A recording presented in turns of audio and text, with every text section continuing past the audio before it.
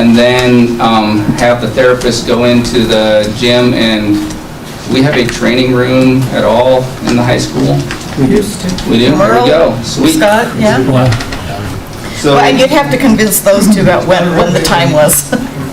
okay. But then ideally what would be is then those athletes, he goes straight into there, and then we could use some of those same students if they'd like. But then any athlete that needs to be seen can be seen for an hour. And then that therapist then would also go to all the varsity games, not just your volleyball, your 4 football games, your volleyball tournament, your wrestling. They'd actually go to the varsity games the first year. And the plan is that we can progress it, so that progression would be, because if I believe that I have this right, are these the correct sports that we have for, you have dance and cheer year-round, right?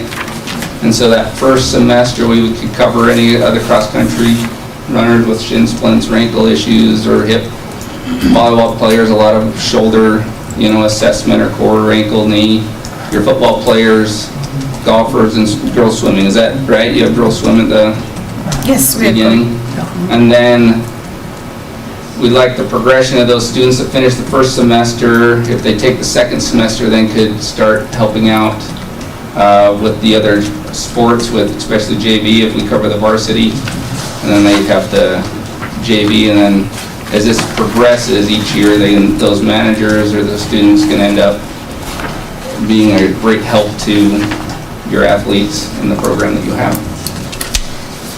So is it going to be a PT that's going to actually be teaching this course then? Yes, it will be a physical therapist. Okay. But do they have a certification for training? I'm assuming that comes with PT. How does that work? Is that two It different is not an things? athletic trainer, no, but Okay. we study a lot of the same things. He's actually does a lot of concussion and training anyway right now, and so the idea is I know we'd have to take a course through the state, get certified Right. to teach, and it requires 2 years.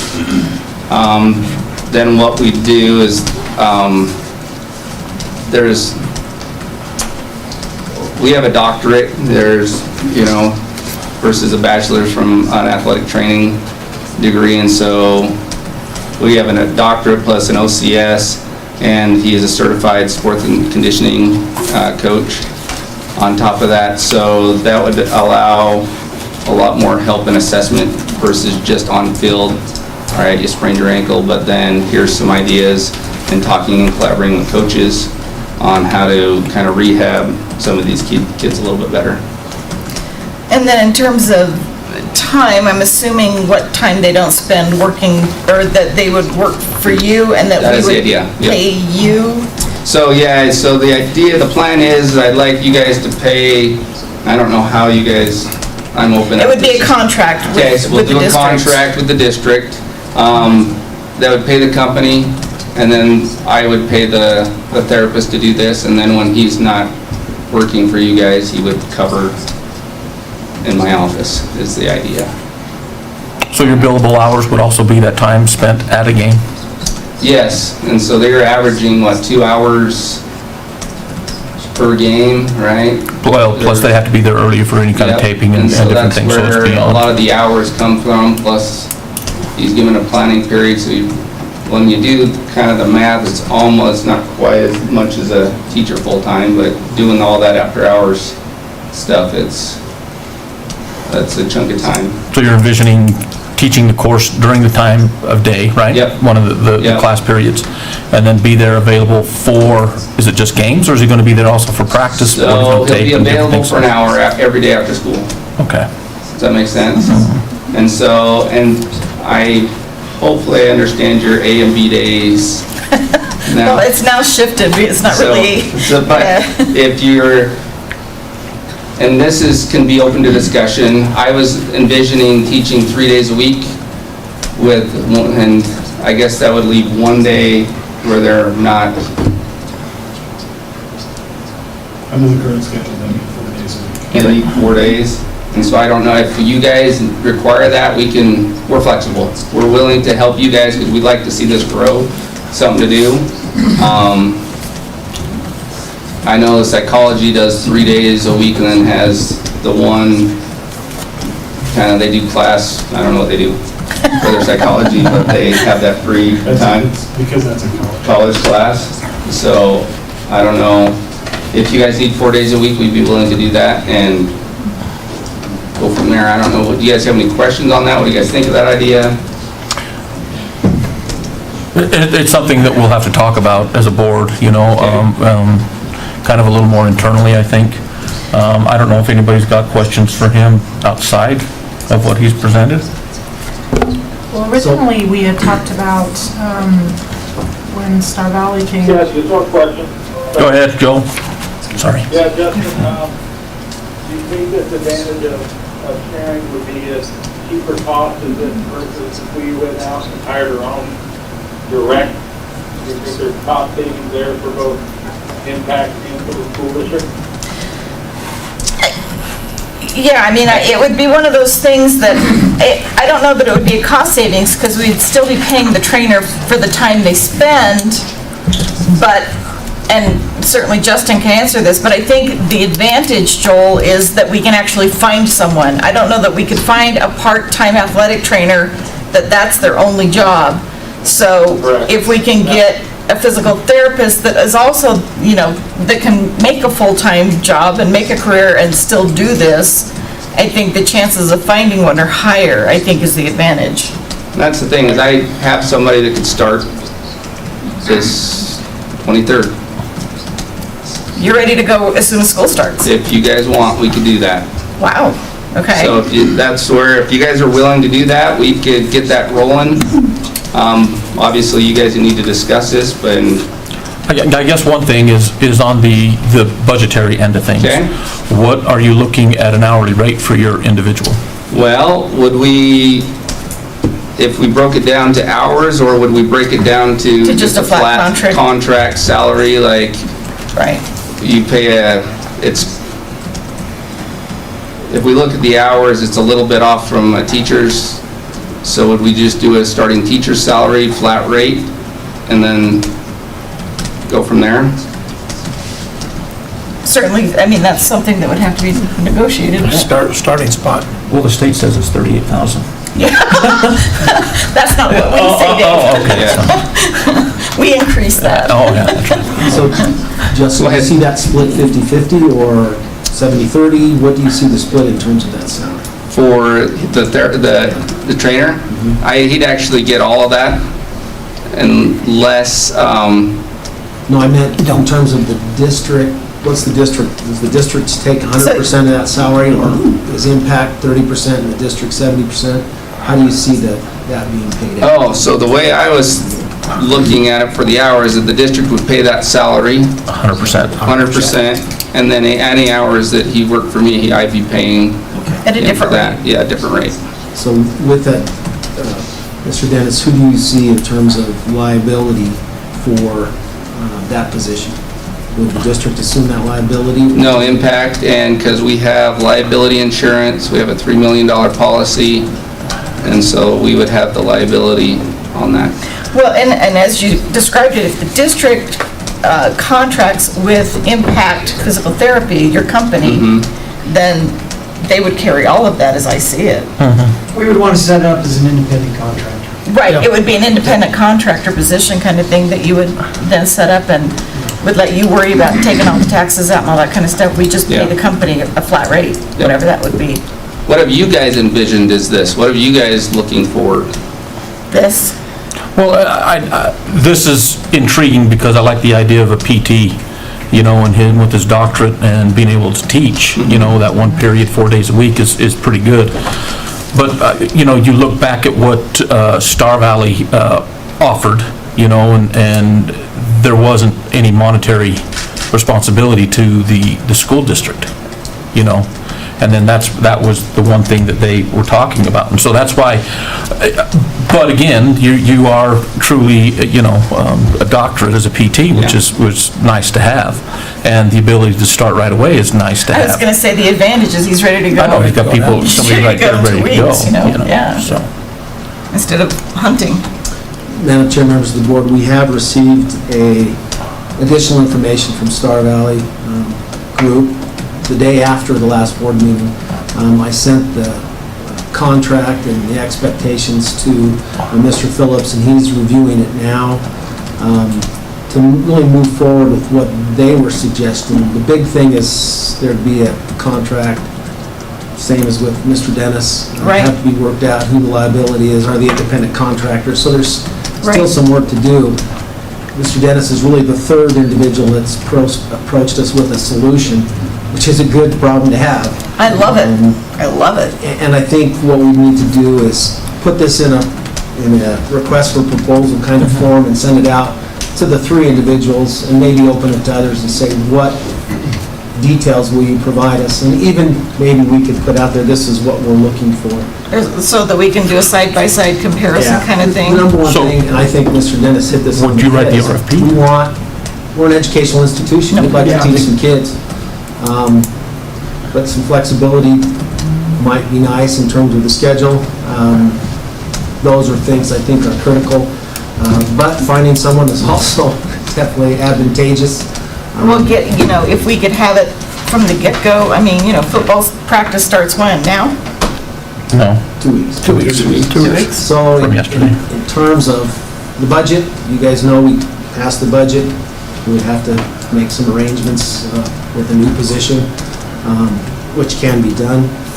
So I think that's kind of our next step, is put out there, okay, really tighten up your offers. Or just, What is your answer plan? these questions. I mean, I would really like to sort of answer these questions, sort of a chart. What do you, we'll make the chart and say, what can you do, kind of. From the get-go with the Star Valley Group, my questions focused on our community. Right. We want to support the individuals that work and live in our community.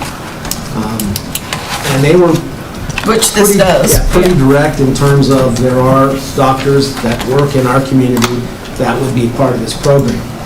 The trainer themselves would be new to our community, potentially. I don't know if there's anyone here that can do Well, that. and my understanding of that proposal was that they wouldn't even start looking for a trainer until after we signed the contract, and then they would find someone, and maybe we'll get one. And I know they are potentially looking now, Okay. but I mean, there are that's- some gaps in there. And that was the same with the hospital, is they'll try to go out and find one, Yes. but in the meantime, I mean, that's, it's gonna take some time. I mean, the enticing thing about this proposal is ready to go, so. So what's nice is we do have a document in hand that we can use to move forward with this. Okay. This opportunity. Okay, so here's the question for the board. I mean, if we really want to make a decision on this prior to the start of school, we're gonna have to have a special meeting. Yep, it's all right. That's what we gotta do. If we're ready before it starts. If we're ready, I mean, and I It's guess, reality. Will that give these companies and these, because there's going to be more than just the three if we put it out there, right? Potentially. Potentially more than three. So is it allowing you guys enough time to put something together off of the request for services? I mean, I see it And- more as an answer these questions kind of RFP, not a, RF, yeah. yeah, it's a, can you do this? RFQ. Yeah, an RFQ, can you do this, can you do this, can you do Request for this? qualifications. Yeah, I mean, I think it's gonna be more of a, not an open-ended RFP kind of thing. Because I think one of the big questions is, do you have somebody available? Ready to start, when can Yes. you start? That's gotta be. That's one of the questions.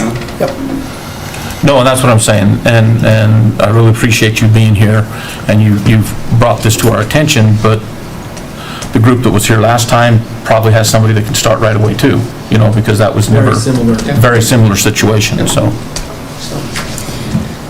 So, again, do you guys want to push this along faster and have a special meeting, or do you want to just have it on the next agenda, which would be September something? Madam Chair and members of the board, remember, we still have the current services that we offer our students in place. Right. So in terms of what's available as football and volleyball and cross-country start, there is a trainer available to those organizations currently, based on what we approved. That's true. from the- That's true.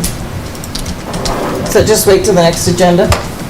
So Well, That would give them more So time to, I just remind you that the scheduling for classes and all of that type of stuff Yes, is already that's- taking place. So Yeah. Right. there's really not a sense of urgency to get the actual teaching aspect of it in place because kids have their schedules filled. Now, certainly would kids want to change their schedule? So that maybe would be a by second possibility semester, it might be a possibility? As well, with the new schedule of changing classes at semesters. They're year-long classes now. So adding a new class at semester is not Not going to help. right. I hope So, we just get want you to 20 be new aware kids of move that. into the high school, then we can fill the class, but just, sorry. It's just something to be aware of. So the first year would just be sort of without the I class? think you'd be addressing more, there might be enough students to offer a section. I will say, you were the first person to actually give us a curriculum. I really like that. And the other part I think you could work out is, we mentioned the managers. The managers still work outside of the school day, and they could work with this individual to provide them some skills that they currently don't have, so. So what I'm hearing is no urgency. Well, that's not what I said necessarily. The urgency- In terms of the course itself. Right. That's not gonna start- It's a little bit late in the Yeah. game to actually add a new course to Evanston High School. Okay. It's not impossible. But it's something that if we start this process now in the next few months, then you can plan for that and we can get it all done and maybe get the certifications and all that other kind of stuff by the time it's time to start. The certification's not really a big deal because it would be a vocational Right. course. And we would just have whomever that person is, apply for a PIC, Professional Instructor Certificate. As long as they have 3 years of experience in the field, they would be able to get a teaching license under a Okay. PIC permit. He's working on that right now. Perfect. So, I understand, so you have, it's a year-long courses right now, so you couldn't divide it up into, this is the first semester and the second semester's in advance, something is at a year-long, Well, So- you can have the same students, you can divide the course, we do that all the time. Okay. So US history, the course doesn't start anew, but it's certainly, you're gonna do this in the first part, and then you're gonna do this in the second part. So being able to do an introductory type thing in the first semester and then go into more advanced stuff in the second semester, it'd just be with the same students. yeah. Which you would need to do the first year anyway, Yes. because you wouldn't have any other Yeah. students that had the introductory to do the advanced. Yes. And then the other thing I think Jeff would need to do is just the duration of the contract. I mean, it sounds to me like you need to have a minimum of 3 years, if not more, for the initial start. So just coming up with sort of the criteria, yes, no, yes, no, yes, no, kind of. Early termination. Right, without cause. right. Okay. Well, if we could at least add this as a discussion item Most definitely. next month, Yep. and then we can So let's get see how far along, yeah, let's see how far along we are. We may, I'll do some work on an RFQ kind of thing. Yeah. And I'll let you guys take a look at it before we send it out. I think that's the best way, is really what can you provide and how do you see this working for your organization? well, and I'd like sort of the side-by-side comparison of what are you offering and the same kind of questions, so. Makes sense. I think that makes it much easier on us, so. Appreciate that, thank you. Thank you very much. Yeah, thank you very much. Very intriguing. Thank you. So will I get a hold of you for that? Let's go to our next discussion item, which would be the 2021-22 Pathway to Excellent. This is our board goals and district goals. See if we can.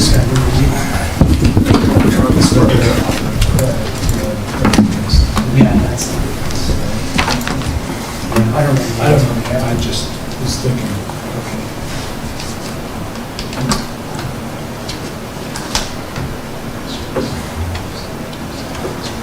Madam Chair, members of the board, this should not look surprisingly new to you.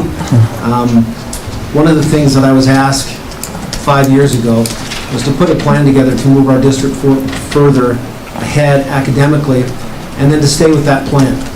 And within a year, we came to the realization that the high reliability schools work, the PLC work, and this focuses on really, I think, the vision and mission that has been set out for at least the last 5 years. And my goal is to stay kind of the course and where we are. To get down to the board goals, we did talk about these at our retreat. I did update them. Emphasis on school safety and security, open schools for in-person instruction, including activities following guidelines and procedures, supporting the normal operation of school with enhanced health and safety protocols. And then it enters into the opening plan. The pathway, the school board is committed to the following: the pathway to excellence, the high reliability school framework, fundamentals of professional learning communities, the standard and assessment work K-12, with the goal of providing a guaranteed and viable curriculum. Improved district communication, we have an active communication plan. It's been updated, very similar to the old. What we're trying to do is enhance our ability to communicate to in-network and out-of-network, I guess you could call it, our staff and our community. And using all the tools that are available. We're pretty good with putting things on our Facebook page and on our website, but in terms of an active campaign, if people are passively coming to our website, then they can be informed. We need to be a little more active with our goals, with our victories, our test scores, and make sure that we get that out there. So there is a plan for that. Communication with our own personnel. We've done better each year. I just think we need to keep trying at that. The expectation of the internet, or excuse me, video messaging, I like that. It allows me in a short burst to get information to the Hull staff at a certain time, and they can watch that at their leisure. We'll continue those principles. I do plan to try this one again, a parent advisory committee. If you recall, I was actually advised by the board to let's kind of slow that down for a while. But I'd like to get an active committee of community members to begin discussion in terms of moving forward and change and where we are, and also potentially work on a field house bond. So I plan to put that together, roughly 2 parents from each school, and then 2, potentially more from the community itself, and meet monthly. And of course, board members are always welcome to attend those. I've had great success with that in the past. I had a very active PAC while I was principal of the high school. I had a very active PAC as superintendent for a number of years. It just went south a little bit. Down a handbasket, I think. But not because we weren't listening and we weren't putting information out. That's the key, is it's a two-way communication. This is what we're doing, how do you feel about it, what can we do differently? And I need to get more input directly from parents. So that's part of the communication plan. So we are committed to communicating more effectively. Of course, every organization that's worth its salt struggles with communication to improve it, and we will continue doing that. The goal that I think is very important is all schools qualified as high reliability schools level 2, effective teaching in every classroom by May 2022. To listen to our principals. It's a stretch goal from some schools, and I think we can do it. I have great confidence in our principals pulling it off. Well, as we discussed at our retreat, we know that it's a struggle for some. We get that. And we want to make sure that the principals are on board and that the vast majority are on board. And to the extent we can give those that are struggling the support, we're going to, but this really was the goal that we wanted to reach. Yes, and we've provided the best and the brightest in terms of facilitators, trainers, outside individuals. We do have some of the best individuals that come in to help our staff, and we'll continue with that commitment. If you look at the framework itself and you go to the level 2, I think many don't understand what we're talking about when we're talking about these levels. That's why there's a direct link in this. I think if individuals would go here and look at what we're talking about, that we're certified by a national organization in these 6 indicators. The school leader communicates a clear vision as how instruction should be addressed in school. Support is provided to teachers continually to enhance their pedagogical skills through reflection and professional growth plans. Predominantly instructional practices throughout the school are known and monitored. Teachers are provided with clear, ongoing evaluations of the pedagogical strengths and weaknesses that are based on multiple sources of data and are consistent with student achievement data. Teachers are provided with job-embedded professional development that is directly related to their instructional growth goals. Teachers have opportunities to observe and discuss effective teaching. If you look at those indicators, it is, I think it's common sense, fundamental, whatever you want to call it, but it's not something we've been able to achieve in the past across all teachers. And that's the commitment. This is all schools, all teachers. They have to demonstrate that they hit those marks in those areas.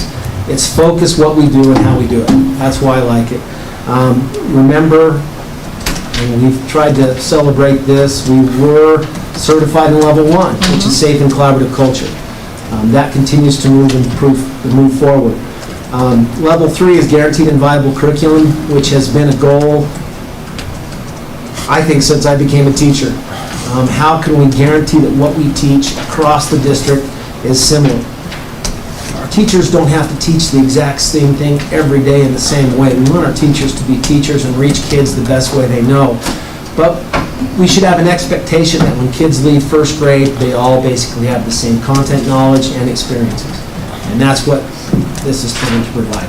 So there's also a level 4 and a level 5 that, as we move forward in the future, we'll work on those too. And they're also attainable with work. So hopefully that's more understandable now as we talk about that, and as our parents get on this strategic plan, they realize there's a lot more to it than just one page. The district goals, haven't had the opportunity to hone those with our principals. We'll do that this week. The critical commitments are what we're about and what make us who we are. And you can see most of them are related to the high reliability schools work. In other words, one step further, what does that mean? Challenging, guaranteed, viable curriculum identified and used by the instructional staff, effective teaching in every classroom. You can see the standards there. Response to intervention, which is the bottom line of providing kids what they need at their level at their time. A strong administrative team, which I'm very proud to say we have an excellent administrative team. And I know they care about kids, they care about their staff, and they want to do what's best for them. A high level of discipline and professionalism. Where I see districts get in trouble is this idea of discipline. And I'm not talking about disciplining students or disciplining teachers. I'm talking about that we do things consistently following our policies and procedures. And when we don't, there's a system to realign, redirect, and we can stay focused on that. Professionalism, we're professionals in a professional organization, and so there needs to be some expectations. If you look through that, you can see that the bottom bullet, I think, is important, and the board is really focused on this, is we embrace collaborative and collaboration with peers. We're a collaborative organization. Some struggle with that. It goes back to the idea of disciplined and professional. So we work constantly on those areas. You know that our commitment, and I would say our commitment, definitely is a balanced budget, adequate reserve, and competitive salaries and benefits. I think Doug was telling me today we were one of 10 districts that made the commitment to improve salaries for staff this year.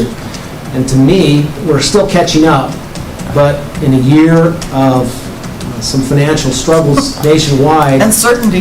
yes, we've taken some steps, and we'll continue to take those steps. Hopefully you see that that's been our commitment since I've been involved.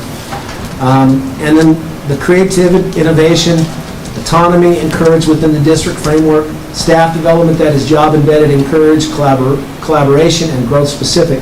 We had a discussion about that at the retreat. We do encourage our teachers to be innovative and creative. We also encourage our teachers. And when it works, to share it. Yeah, and I was going to say collaborate with their peers.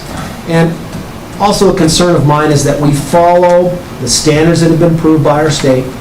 We teach the curriculum that has been approved locally, and I'll say modified, polished in those collaborative teams. That's what we teach. How you teach it is really up to you, but if I was a teacher, again, I would find out the best teacher at that grade level and what they're doing, and I would beg, borrow, and steal, and try to do the same things. The non-negotiables, I do believe this, hopefully I'm not the only one. We treat everyone with dignity and respect. We work in collaborative teams. We are professionals working in professional organizations. Student learning is our focus and priority. Dignity and respect, you know that when we're dealing with people's kids, our frontline individuals sometimes really take some punishment. And again, I'm proud that they still manage to treat everyone with dignity and respect. So that's the strategic plan. I hope that I'm not the only one that reflects on this constantly. I try to share it with the administrative team frequently, and I hope they put it into practice as they lead their buildings. But this is what I'm recommending that you approve. Like I said, hopefully you're okay that this is a living document too, and that as the principals get together and they look at their focus in terms of district goals, and as they share with their buildings, we can modify, update, tighten those district goals. Questions? Comments? No, I like it. Yep. I mean, it's exactly what we discussed, and we appreciate you appreciate you putting it down. Obviously, if things change after you talk to the principals, let us know. We will. I'll bring it back and show you what's different. No, appreciate it. Thank you very much. Anybody else? Okay, let's talk about our opening plan. I know this is the one thing on everybody's mind, and given the pandemic is still in play and we've got new variants going on, so everybody wants to know, how are we opening? Yeah, Madam Chair, members of the board, we are not required to have a Smart Start plan this year, which I'm kind of surprised from the Wyoming Department of Education. I want one anyway. But we feel it's important that we do this. The plan doesn't hit all points. It has to be a little flexible in terms of how we go through this pandemic. The bottom line with this plan now is that our plan is to start school as normal as possible, following the guidelines of the CDC and Wyoming Department of Health. So this opening letter, I'm not going to read it, but we will send this to all parents tomorrow with a link to the reopening plan so they can see it, and the strategic plan. Hopefully they'll look through it. The bottom line, I think, is this paragraph. I kind of mentioned it. It is the objective of this plan to get back to the normal operation of schools. Uintah County School District Number 1 will follow the guidelines provided by the Center of Disease Control, Wyoming Department of Health, and our local county health. Uintah County School District Number 1 School Board, in consultation with Public Health, will determine how the CDC distancing and masking requirements will be implemented in our schools. So the most frequently asked question, will there be a mask mandate? There is no mask mandate from the CDC or Wyoming Department of Health. So following the CDC guidelines, Uintah County School District Number 1 is recommending that masks be worn indoors by all individuals. Can I tweak some of that language, Oh, Ryan? please. Okay. I'll send you some red lights. Okay, great. The whole point, I think, we're going to start in Tier 1, which later you can see what Tier 1 means. It's green. It's truly back to normal as much as possible with the guidelines of the CDC. Maybe green still includes a lot of safety protocols. Yes, additional safety protocols, which some of those we may do forever. Just because if we can keep kids healthy all the time, that would be great. To talk about a recommendation to wear masks, I've seen it all over. Matter of fact, I've walked into businesses that say masks required, and I'm the only one that is wearing one. Truly, it is a recommendation to our staff and to our students that they wear masks. And also, we'll make it pretty clear that there is no mask shaming. Matter of fact, we should be extremely supportive of those who wear masks, because that's what we're saying we need to do. And quite frankly. Yes. And the whole point of starting with Tier 1 and working with our local public health is that if things change, we can become more restrictive. And so, let's go to the tiers. Unless you want me to go through the guidelines, the guiding principles really are I guess, fundamentals of, I mean, the bottom line is we have a red, yellow, and blue, or red, yellow, sorry. red, white, and green. Red, yellow, and green system, like your Yes. traffic lights. Greens means you're open with certain safety protocols. Yes. Yellow, we go to masking. Red means you may be at home. Yeah. And it depends on the infection rates. It depends on our local health numbers. And I will say this again, I said it at the retreat, but it's clear that the new variant is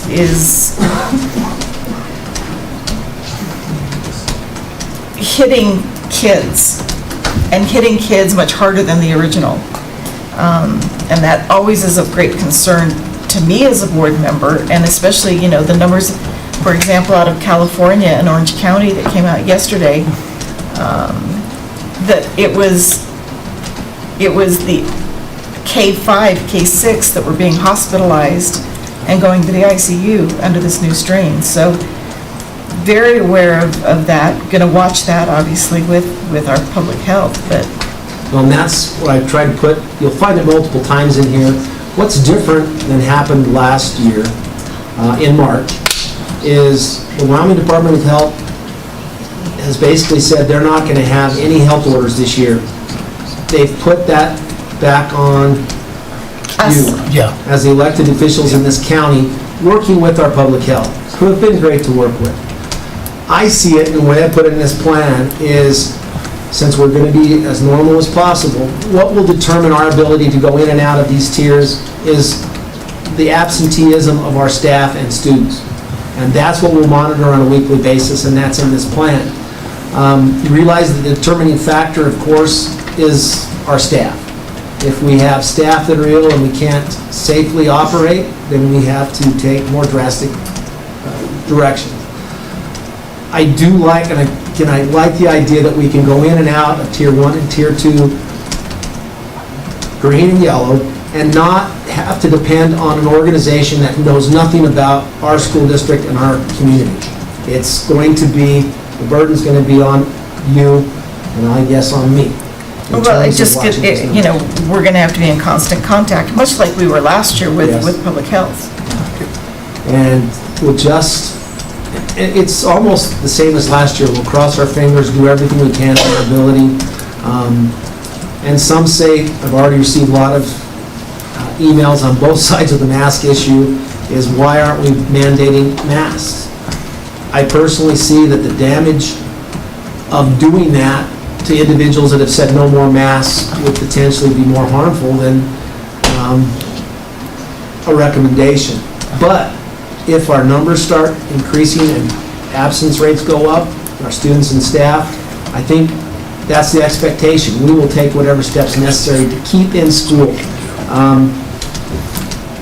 Green is basically in person, everything normal.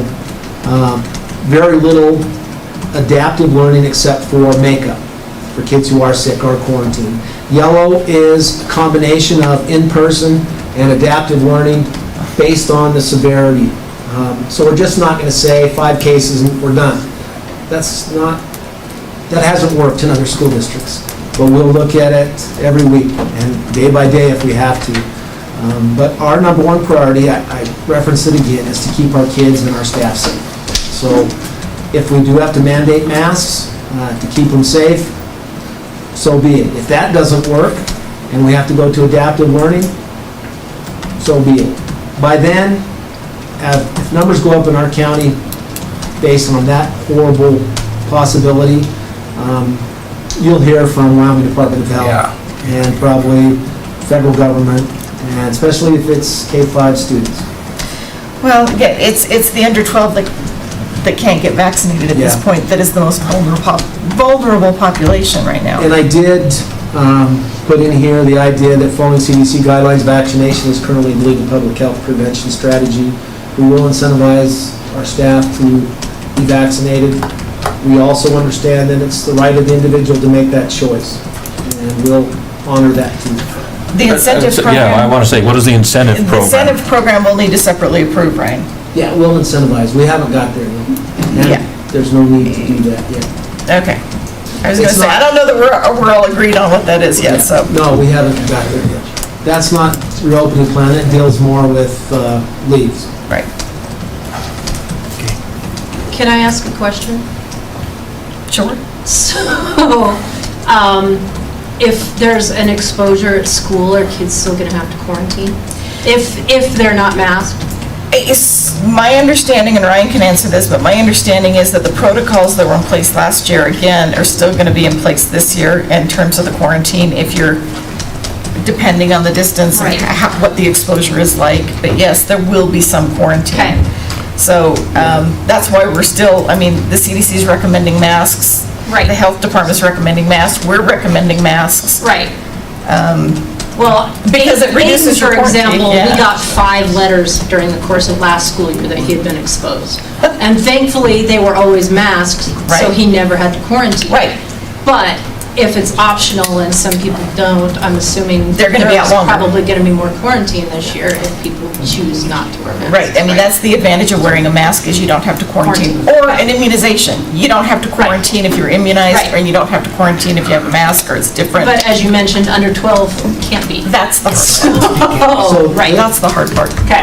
I did take the guidelines from the CDC and from Wyoming Department of Health that they sent on to us. Individuals who are fully vaccinated or who have been diagnosed with COVID-19 in the last prior 3 months and are exposed do not need to quarantine. If the person with COVID-19 and the person who is exposed are wearing masks, then the person exposed does not have to quarantine. So there's definitely an There's advantage a to wear big masks. advantage to wearing a mask. Individuals who test positive for COVID-19, according to the CDC guidelines, is 10 days. If you remember, that was modified toward the end of the last school year, so we will, it's a living document. Individuals have been exposed by close contact, quarantine for 14 days. Doesn't really make sense. I did add the caveat that was added last year, individuals who have been exposed and quarantined can return to work or school after 7 days if they test negative with no symptoms after 4 to 7 days of exposure. Which That is was- where our public health came, Yes. gave us. So hopefully public health will be okay with that. Right. But yes, there are quarantines and isolation. There's a big advantage to wearing a Yes. mask or having immunization, so. And the other thing that's available, but it's not in here yet, as I need to meet with our nurses, there are opportunities for our nurses to provide testing. And we are, if they're willing to do that, we will take advantage of that, which would be great for our students and our staff. We wouldn't have to send them home hoping that they go test. So it would be They'll a have to rapid write test in-house. where you'd get the results fairly quickly? Is there a And significant funded by the cost? federal government. What's Yeah, I was that? gonna say, Is there a significant cost to us? Funded by the federal government. Cool. they'll Even pay for the if we test. have to hire an extra individual, it looks like. But I want to talk to them first. So, Yes. but that will be our plan, and again, a service that we can provide our staff and our students. That'd be great. Anybody else?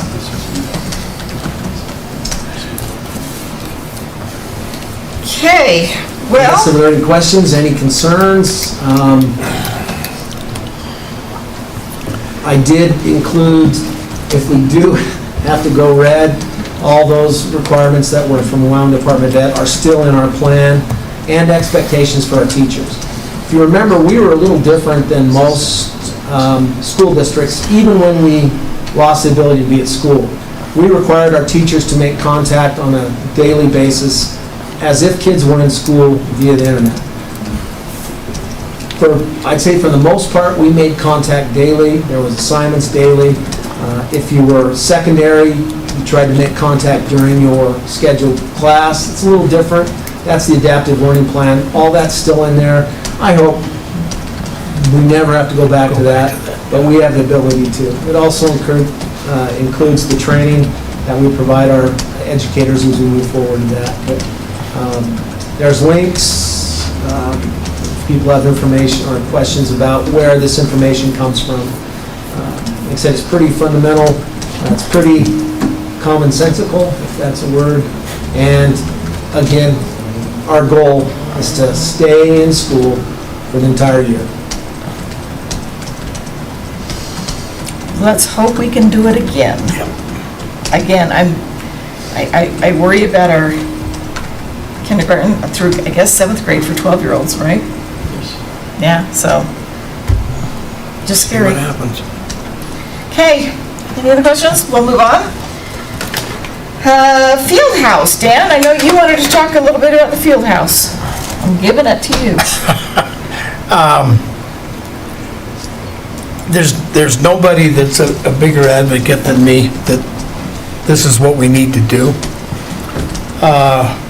But I'm also very realistic that for I wouldn't say a majority, but for a lot of people, they are just not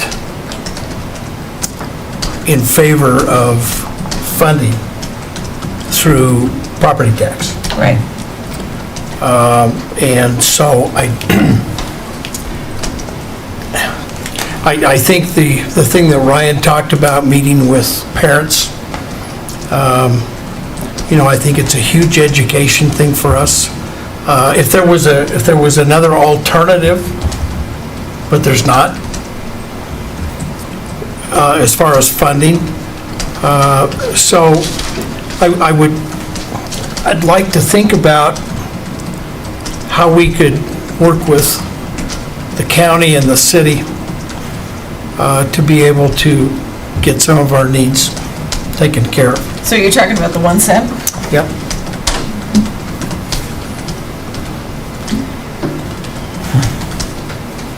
And as I've, thought about this, I don't know if there is a way to educate the public that the only option we have is through property tax. Property tax are gonna go up. And one of the problems is gonna be, the valuation's gonna go up. Property taxes are gonna go up anyway.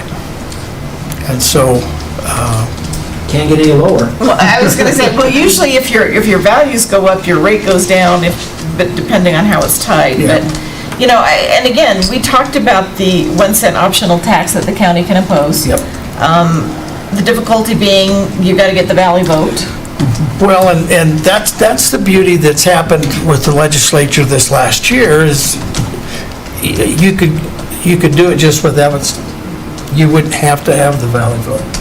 You could do a 1 cent just on this half of the county? Yep. Now. I haven't heard that one. Yeah, well, they changed this, so you. Jeff, you know about that?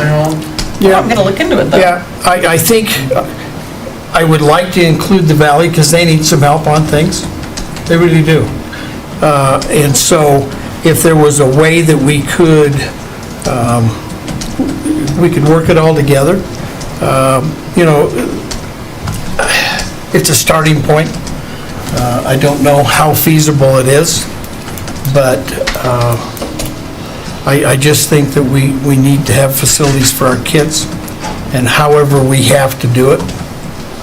We're not going to get all we want, but there's different ways and how you fund it over so many years, and then Well, you'd bond against the sales right, tax. you bond against the sales tax. Yeah. Yep. Well, again, if you want to lead the charge and do some investigation. Okay. Yeah, that's easy. That's easy to do. Yeah, and I think, like I say, I think we need a real collaborative effort. For some reason, there is thoughts that the county and the city and the school district can't get along, and I don't see that. That hasn't been our experience yet, at least mine. No, and I think one of the things that goes by the wayside is I do not think those other entities realize the economic impact that the school district has on our community. Dan, we know what the uphill battles are. If we're able to do just half of the county, that would be great. But the other battle you're gonna have to fight, and we know this, is the equestrians that are gonna want an indoor riding facility. And I think that, that's a given.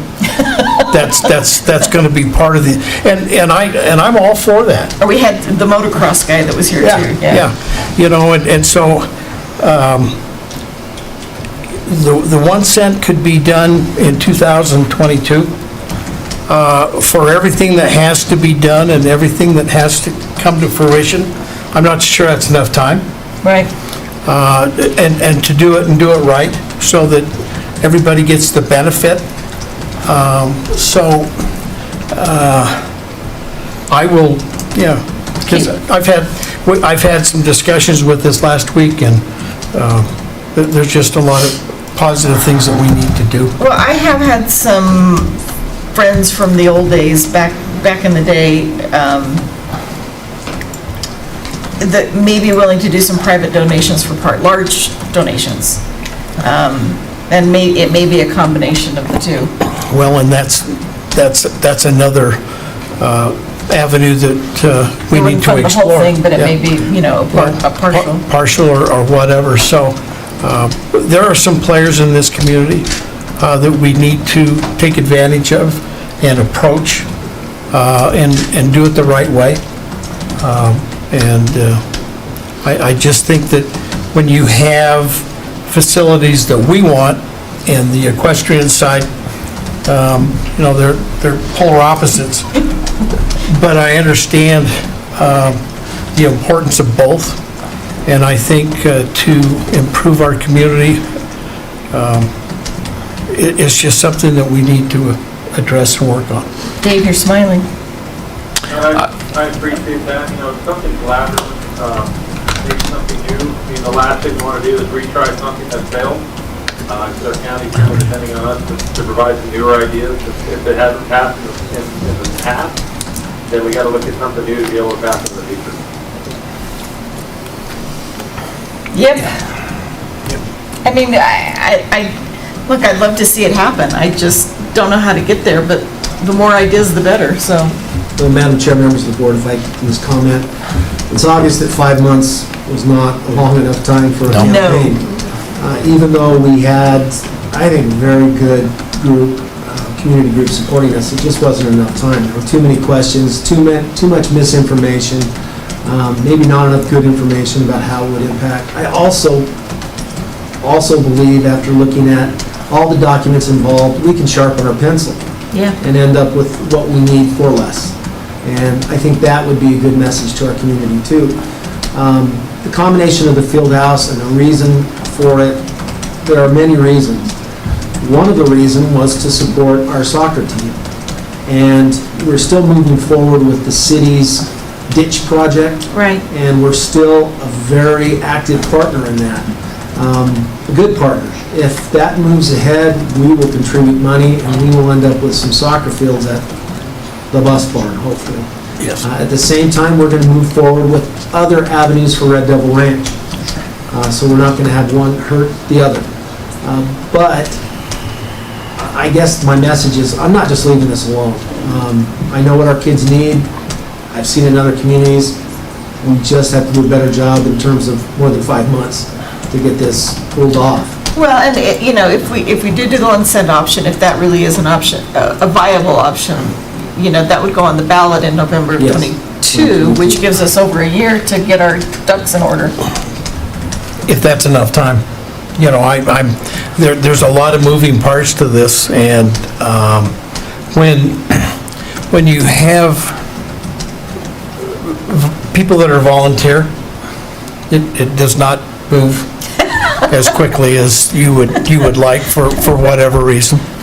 The other thing that I would like to explore is that there are groups that help you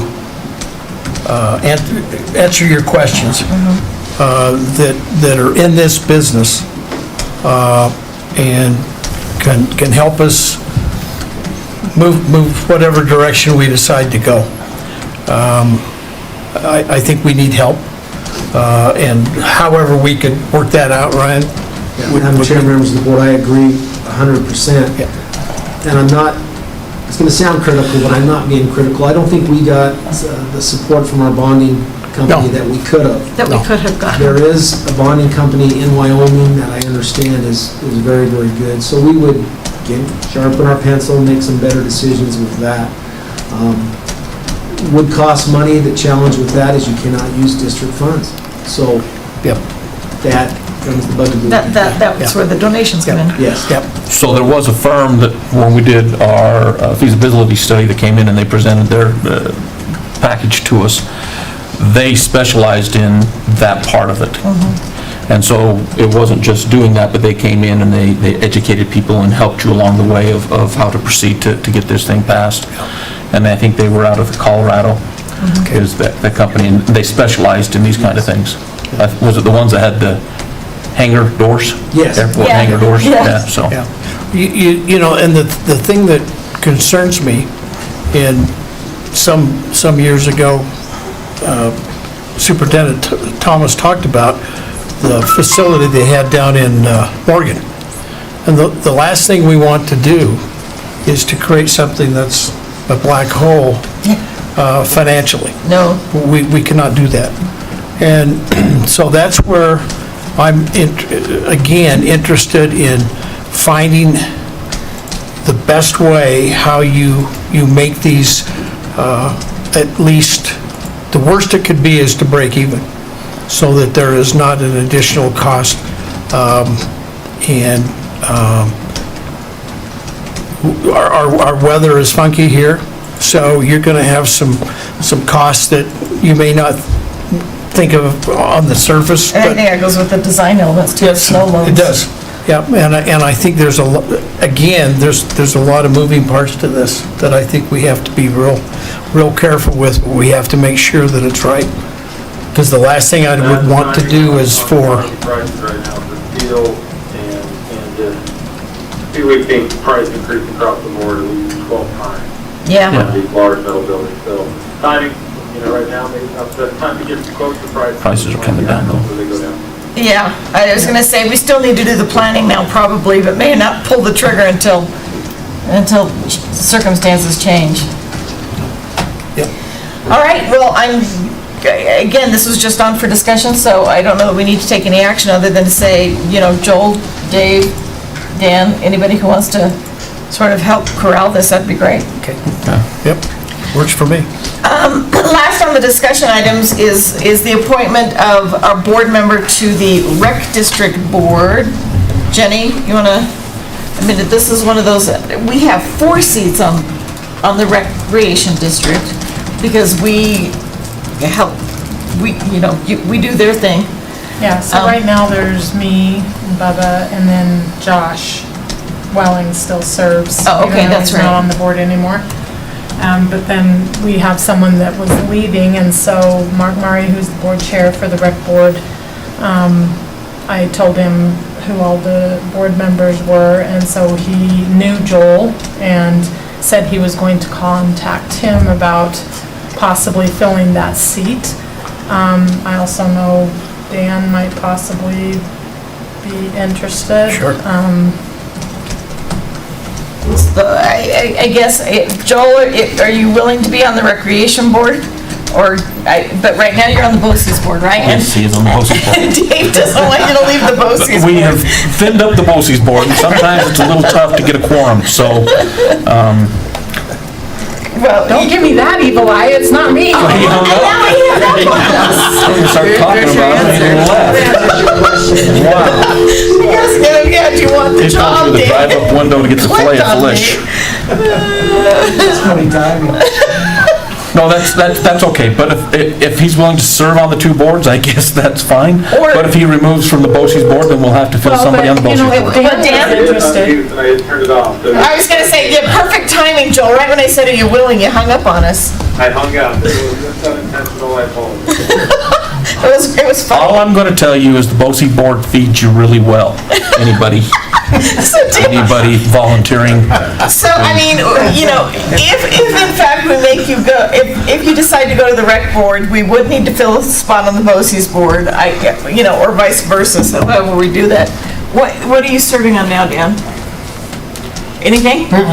Well, then, let's give you a job. Oh, boy, okay. So, are you willing, Joel, I guess is the question? Or do you want to stay on the BOCES board? It's your choice. I spoke with Mark, I've worked with him for many years. great guy, talked to him a couple times, and so he asked me if I'd be willing, I said absolutely. So if that's okay with the board, I can move towards that as well.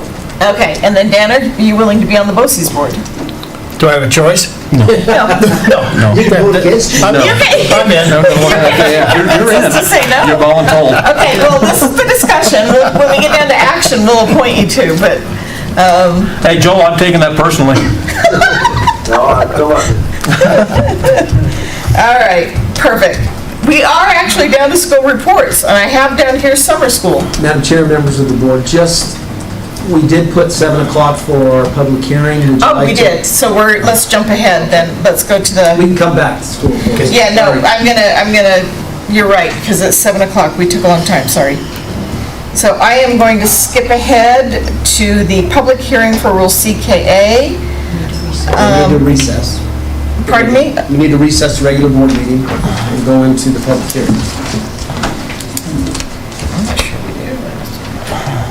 Well, then I need a motion to recess the regular board meeting and open the public hearing.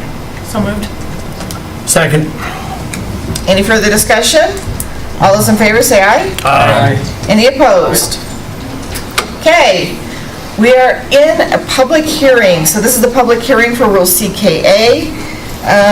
For those of you that have been following along, we did not adopt CKA last month and are starting over again with all the pile of stuff. And this is the time for us to hear from the public, so. Aiden, you're here. Yeah, I am, yeah. Are you the only one that's gonna talk? Yeah, I assume so. I guess so. Come on up. All Come right. on down. I don't know is this on? Okay. All right. It should be on, yeah. You can- All right, well, I just didn't know if if it was worth it for me to lean in or anything. So I'm Aiden McGuire. I'm a student at Evanston High School. Do you guys need my address or anything like that? Yeah. You do? Okay, 132 Barrett Avenue. I know. All right. I've been here before. You guys have heard from me before. You know my Here, gist. pull that up so you're not bending down, kid. Okay. All right, there we go. Making me, like, hurt. All right. So I've spoken on this before. As you guys know, I'm opposed to Rule CKA. I've been here a couple of times, and it hasn't really, changed anything. But you can't blame a guy for trying. So here I am again. Third time's the charm, right? You had very good comments. Well, thank you. So. The last time I spoke, I really focused on more of a personal experience approach to it.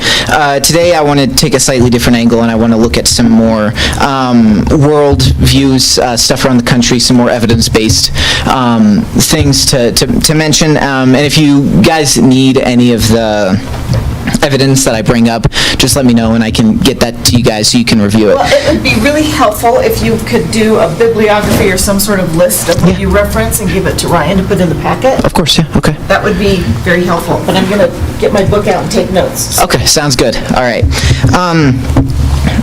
Supporters of this rule are fond of the idea of a quote-unquote good guy with a gun, arguing that a good guy with a gun is the only thing that can stop a bad guy with a gun.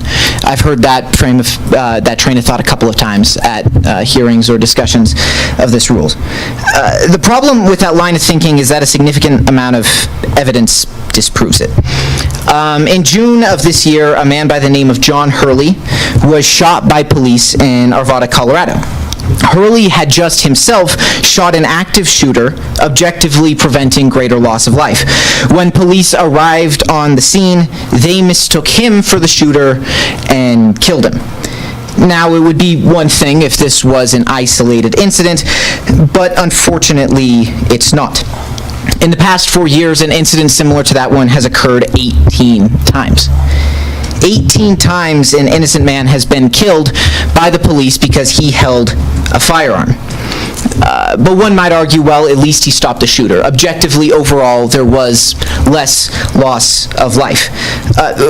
Once again, it's not that straightforward. The National Institute of Health found in 2018 that having a firearm in an active shooter situation makes one 4.46 times more likely to be shot than someone who is unarmed. The same study found that for every justifiable self-defense homicide with a firearm in 2018, there were 34 homicides by firearm, 82 suicides by firearm, and 3 lethal misfires. Further, a study done by Stanford Law in 2017 found that more firearms held by quote-unquote good guys actually made active shooter situations more dangerous, with a 7.8% increase in death when there were armed bystanders. So not only do firearms make the supposed good guys less safe, they make everyone around them less safe. An FBI study found that between 2000 and 2013, 1% of active shooters were stopped by a good guy with a gun. In fact, shooters were stopped 4 times as often by unarmed bystanders. But let's transition to schools specifically. According to the American Journal of Public Health in 2020, quote, "However, we know little, if anything, about the effectiveness of arming teachers in deterring gun violence in schools," close quote. Teach Plus, a teacher advocacy group, polled 1,223 of its members on whether teachers should be armed. Almost 80% of respondents said they strongly oppose arming teachers. The National Education Association and Gallup had similar results when they conducted polls of their own, and all of these studies occurred within the last 3 years. Not only is there little to no evidence that firearms would be effective in deterring violence in schools, there's overwhelming evidence that educators themselves are against it. Abby Clements was a second-grade teacher who survived the Sandy Hook shooting several years back. She herself was asked about arming teachers and if she thought it would be an effective method for deterring gun violence in schools. She said, quote, "We're not trained sharpshooters. We're not trained first responders. We are caregivers. I'm sure every educator out there would say that we want school safety, but arming teachers is not the answer." You guys started working on this idea when I was in 8th grade. I remember because I came and spoke about it then. And in a few weeks, I will be starting my senior year of high school. That's how long we've been trying this. We're gonna get it right. Albert Einstein once said, quote, "Insanity is doing the same thing over and over again and expecting different results." Of course, I suppose that classifies both of us as insane, doesn't it? I know you mean well. I know you want to keep students like myself safe. I know you have good intentions. But the road to hell is paved with good intentions. This is not the way to keep our students safe. And there's an overwhelming amount of evidence supporting that. Unfortunately, I don't know what is. I don't have a solution to present to you guys today. All I know is that this isn't that solution. Frankly, it's appalling that we even have to have this conversation. It's appalling that kids have to go to school with the threat of an active shooter hanging over them like some black cloud. But I implore you, do not allow your fear of that black cloud to fuel it. I implore you, do not let your anger towards that black cloud feed it. Because that's what it thrives on. It's motivated by fear and anger and hatred. Why would we retaliate in the same manner? I implore you, do the right thing for all our sakes. Thank you. Yeah, sure thing. And I don't have a bibliography on me, but I can... If you can email us. Yeah, I can email one. Is it just... 45 days. Okay, okay, is it just R. Thomas at... Okay, Win1.com. all right, Yeah, great. no, just all the studies that you cited and the articles or whatever you Yeah, did. of course. That would be great. Okay, thank you so much. It doesn't need to be perfect, just... Okay, okay, thanks. All right, have a good one. Thank you, Amy. Anyone else? Wow.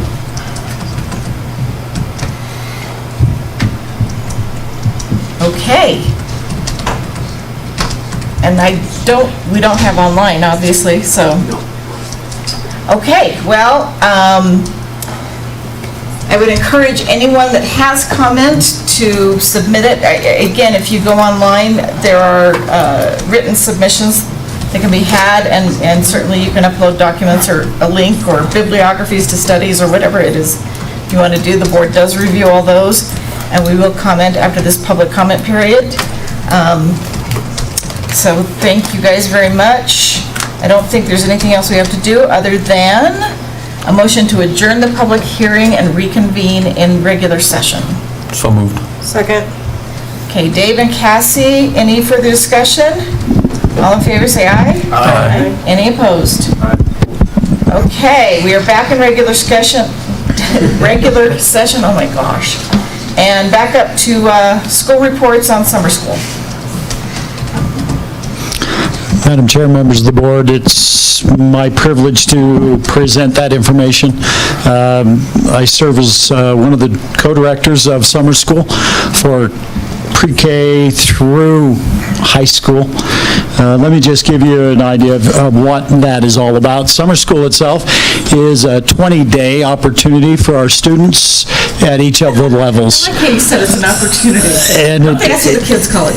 It truly becomes an opportunity as we look at our kids, especially our pre-K through fifth grade students. They love to be there. One of the evidences of that during summer school, that's something that we would look at as an opportunity. 82% of our kids are on average there every day.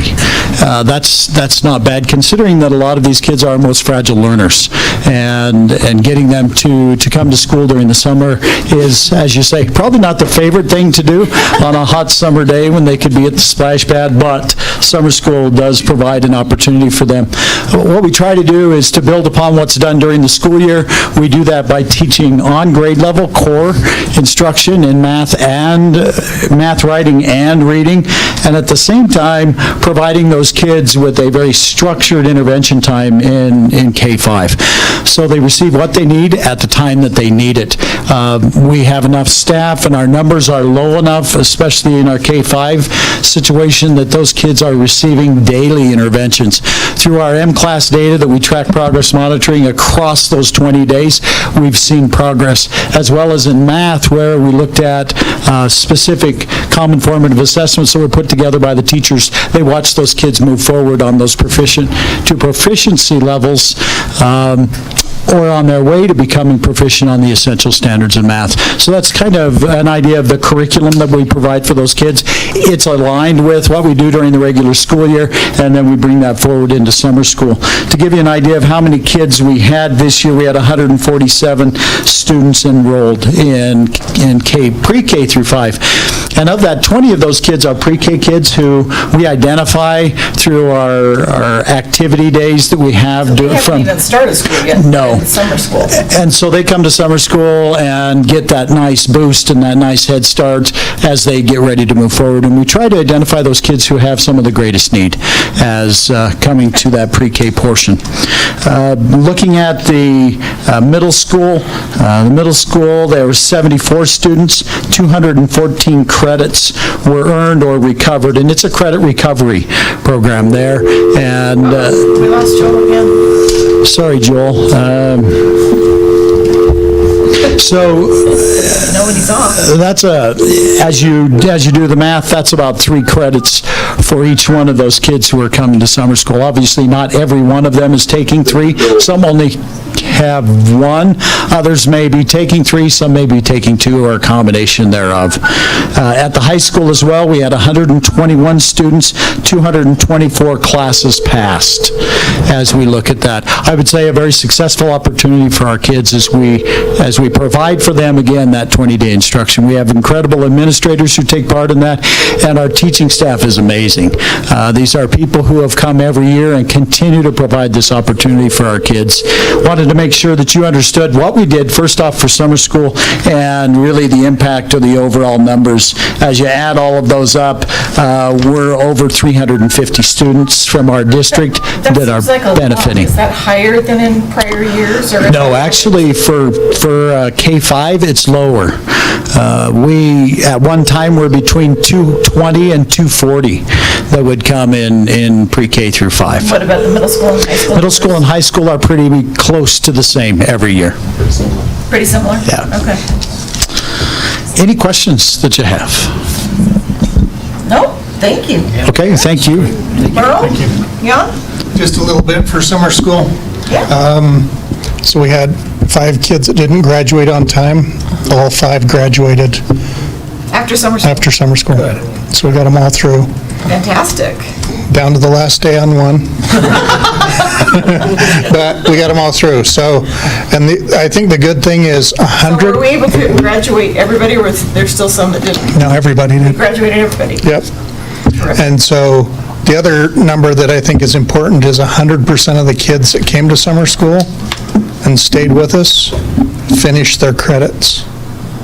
So that's pretty cool. And what's nice is we changed summer school how we do it. And so basically, if you miss units, you don't pass units 1, 3, 5 in the year, you have to redo units 1, 3, 5. Okay. As soon as you're done with 1, 3, 5, you're done. So you don't have to necessarily stay for the whole 2 Yeah. weeks, 3 weeks, whatever it is? So we actually had one student in summer school that finished his work before we started summer school, and he walked in the first day, handed it to the teacher. Said, "Here I am." Here I am, and I'm done.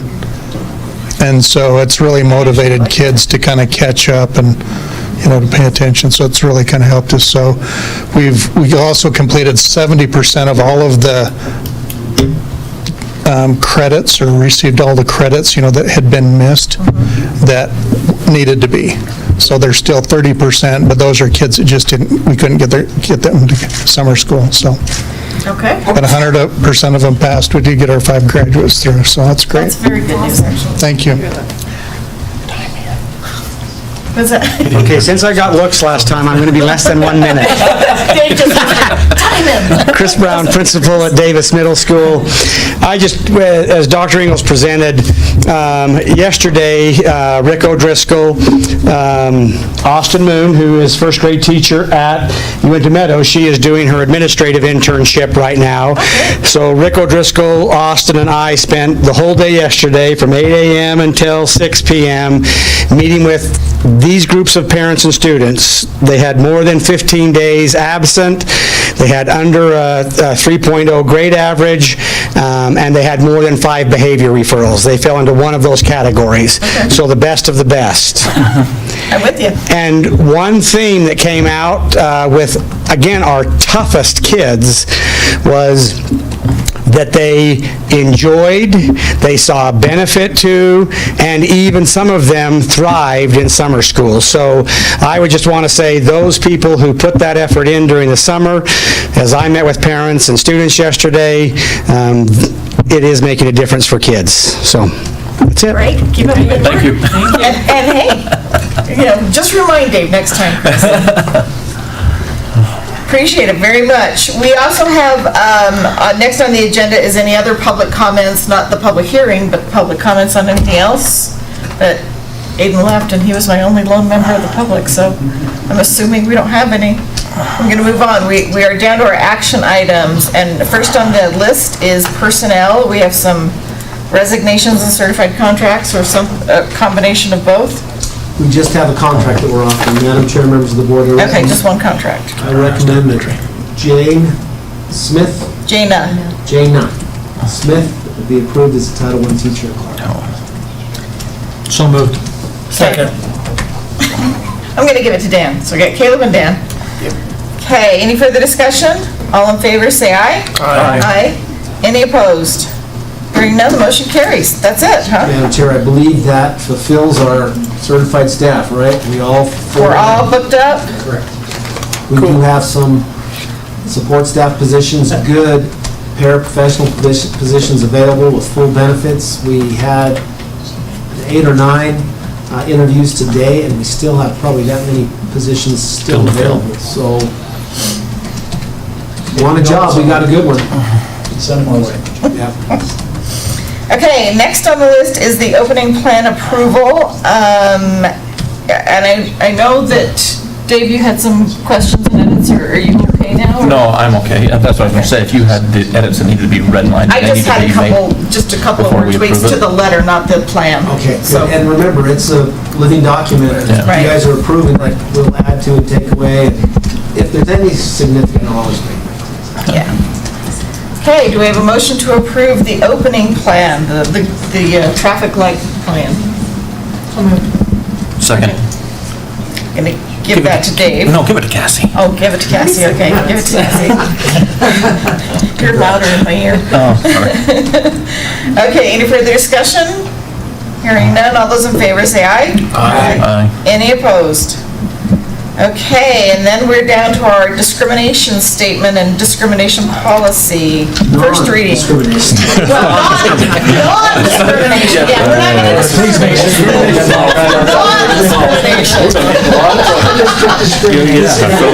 I just scared the beans out of Jeff. So, Madam Chair, the non-discrimination policy that you have in front of you came from two different places. One, the change to the Title IX rules and regulations that took place in August of last year, and also we had a desk audit through Perkins on OCR, and so that was one of the things that we needed to do. The only change to our original non-discrimination statement is that we actually identify the Activities Director as the contact for Title IX and the Special Services Director for Title VI and 504. Everything else has remained the same. Okay. And does Bubba understand what that means when he gets those reports and what he has to do? Yep, he is trained as Title IX Director, Okay, or Coordinator. okay. He knows what he's doing.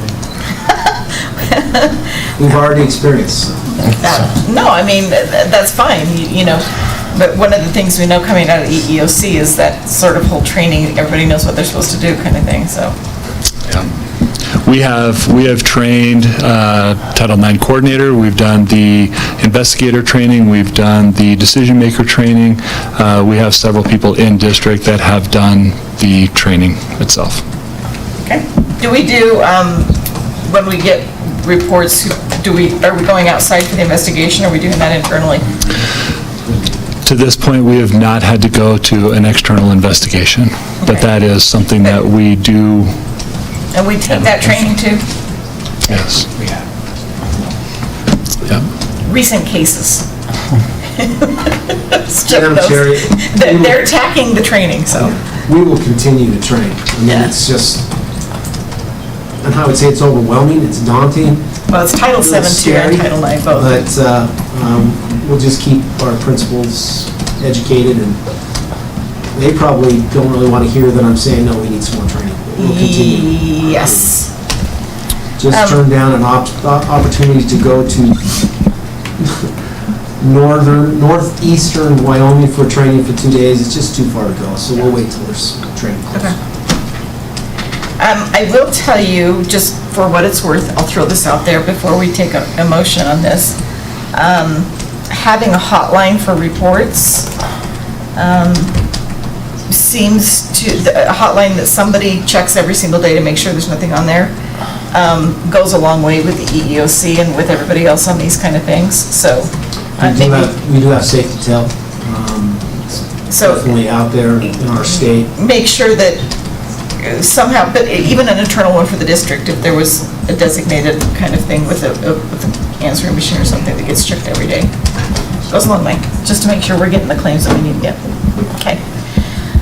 Any further questions by anybody? All right, well, do we have a motion to approve on first reading policy AC and the non-discrimination statement? Motion by Jenny, Second. second by Dave. Any further discussion? Okay, hearing none, all those in favor say aye. Aye. Any opposed? We are passed on first reading. Okay, we've done that and that and that, so I can skip, and, wow, we're down to board roundtable. No, we have D. Oh, criminy, you're right, I made it, we have to appoint, yes, Point, sorry. there you go. We have the And he can't appointment. point against himself. So, yes. Congratulations. So, I do need a motion to appoint Joel to the rec board and Dan to the BOCES board. Jenny's making the motion. Second. Caleb. Caleb got it. All right. And thank you guys for being willing to serve. All those in favor say aye. Aye. Any opposed? All right. You're appointed. Thank you. And we'll let them know. Okay. Now we're down to board roundtable. Anyone want to start? Can I, Madam Chair? I would love it. Just a reminder of Monday, August 30th is the fall roundup with Wyoming School Boards Association. It's in Green River. It's at 6 o'clock, I think. They provide dinner, so we usually leave about 4:30. Right here, and if you let me know, we can get numbers to them. So can you send us a couple of days in advance, a text or an email?